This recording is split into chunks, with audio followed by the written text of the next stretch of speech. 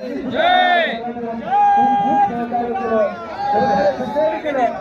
परिषद वसमतने हॉल दिला, स्वच्छता दिली आणि आम्हाला सहकार्य केलं. विभागाचं सहकार्य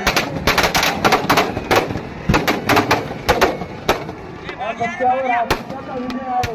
हा रावण आहे. जेव्हा गोळी जाऊ नका, ही दारू आहे. ही दारूच आपलं मनोरंजन करते, ही दारूच आपल्याला उद्ध्वस्त करते.